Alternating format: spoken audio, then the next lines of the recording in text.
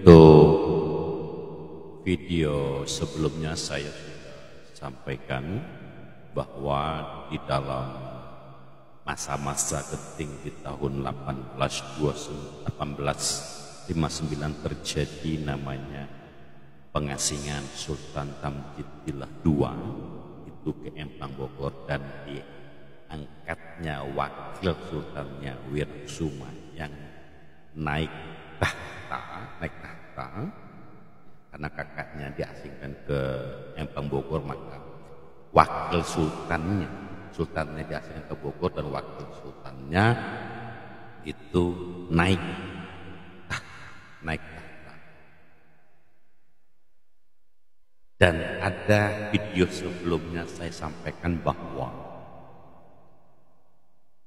Pangeran Mangkubumi Hidayatullah, wakil sultan di Keraton Bumi Kencana Martapura,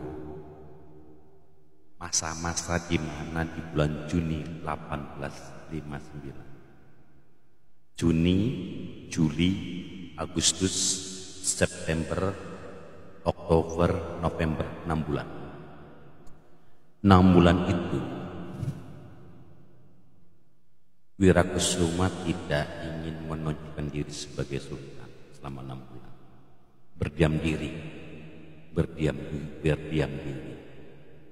Pemerintah Hindia Belanda menawarkan pada Hidayatullah, bersediakah menjadi sultan? Tapi di sini Hidayatullah menolak menjadi sultan, dan tetap dia diamuntai. Itu kejadian.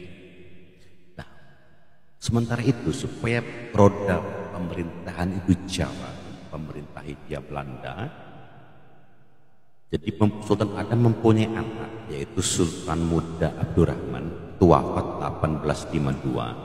Penggantinya adalah Sultan Muda Abdurrahman, adik kandungnya.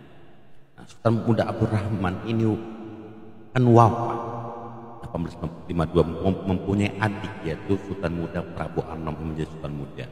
Tapi kenyataannya 1858 Sultan Muda Prabu Anom diusir, diasingkan ke Bandung, Jawa Barat.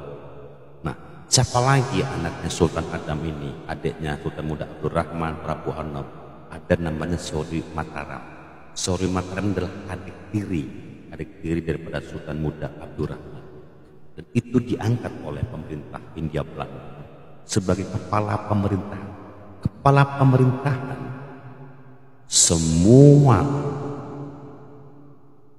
para pangeran, para gusti, para antung di Banjar akan paham, kepala pemerintahan adalah Pangeran Mangkubumi. Pangeran Mangkubumi adalah raja bicara, Pangeran Mangkubumi adalah wakil sultan. Nah, pertanyaannya di sini yang saya mau sampaikan adalah, mengabdi kepada siapakah Sori Mataram? Apakah mengabdi kepada Hidayatullah? Thamjidillah sudah di Bogor, di Empang Bogor, tidak ada sultan, dan ditawarkanlah Hidayatullah ini, tapi Hidayatullah menolak untuk diangkat menjadi sultan, dan wakilnya adalah kepala pemerintahan adalah Sori Mataram, anak Sultan Adam. Yang salah siapa? Terus kalau Wirakusuma yang dipilih diangkat, salahnya di mana? Dan ini perlu diketahui oleh anak cucu Pangeran Hidayatullah, Pangeran Bonang, Pangeran Cevi, Pangeran Datang, dan bahwa ada kepala pemerintahan yang bernama Sori Mataram, putra Sultan Adam, dan adanya Pangeran Tambak Anyar.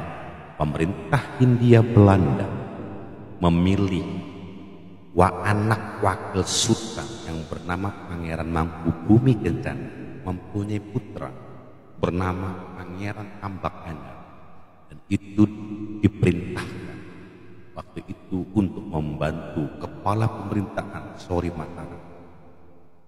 Ini saya pakai bahasa Indonesia, kepala pemerintahan, tapi kalau aslinya kepala pemerintahan itu adalah Pangeran Mangkubumi, wakil sultan. Di sini selama 6 bulan Hidayatullah tidak mau menjadi sultan. Dia memproklamasikan bersama Demang Lehman dengan menunjuk Demang Lehman yang bergelar Demang diangkat oleh Hidayatullah, ya diangkat dengan gelar Mangku Negara, Mangku Bumi Negara, Mangku Negara, Bumi Negara.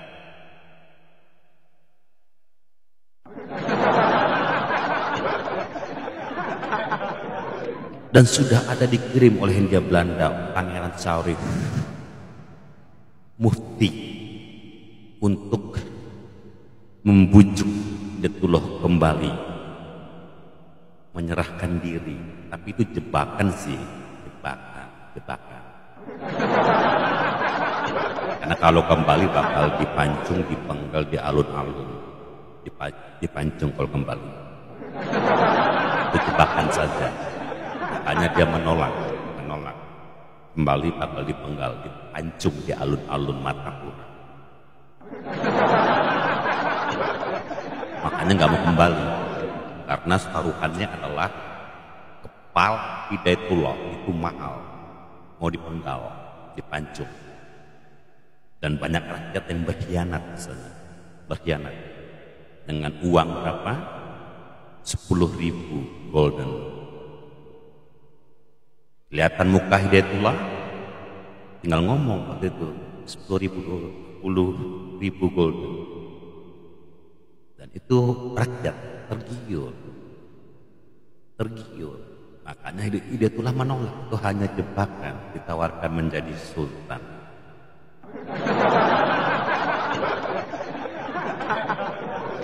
Nah, disinilah ditunjuklah Wirakusuma naik tahta di 3 November 1859. Jadi lebih dulu Hidayatullah memproklamasikan menjadi sultan, terus membuat tandingan rival mendampingi. Nah, di sini yang ingin saya tanyakan adalah apa sih maunya gitu loh? Apa sih maunya? Begitu kan? Buat pengen jadi raja, pengen jadi sultan, tapi pas dia mau ditunjuk, mau diangkat menjadi sultan, nolak.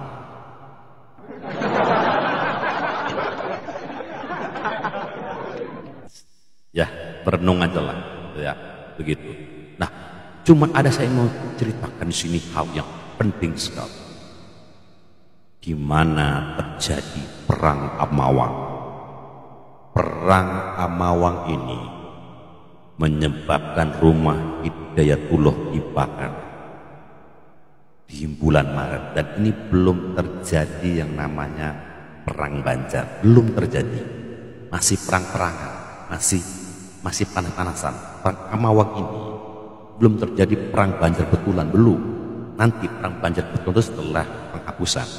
Nah, di bulan tanggal tepatnya 18 Maret di dalam buku Van Res volume 1 ya, berjudul Banjar Masih Krik volume 1 mengatakan pada tanggal 18 Maret 1860 rumah Hidayatullah dibakar. Sepanjang sungai Hideman itu penuh dengan api. Dan yang penting di sini adalah pencopotan jabatan wakil sultan. Legitimasinya Hidayatullah dicopot dengan tidak hormat di tahun 1860. Dicopot. Kekuasaan wakil sultan itu sudah dicopot di tahun 1860. Dan akhirnya terjadilah perang Amawang yang digerakkan oleh Demang Lehman dan Hidayatullah. Dari perlawanan itu perang Amawang dimenangkan oleh Hindia Belanda. Hancur rakyat, hancur semuanya. Dan di 11 Juni 1860 pemerintah Hindia Belanda seluruh Indonesia waktu itu mengumumkan bahwa akan menjadi regent bahwa Kesultanan Banjar 11 Juni 1860 diumumkan akan menjadi regent kayak di Cianjur regent semua seperti itu. Disitulah baru terjadi perang Banjar yang menolak menghapus Kesultanan Banjar menjadi regent. Cari tahu apa itu regent, itu saya kasih tahu lebih lanjut.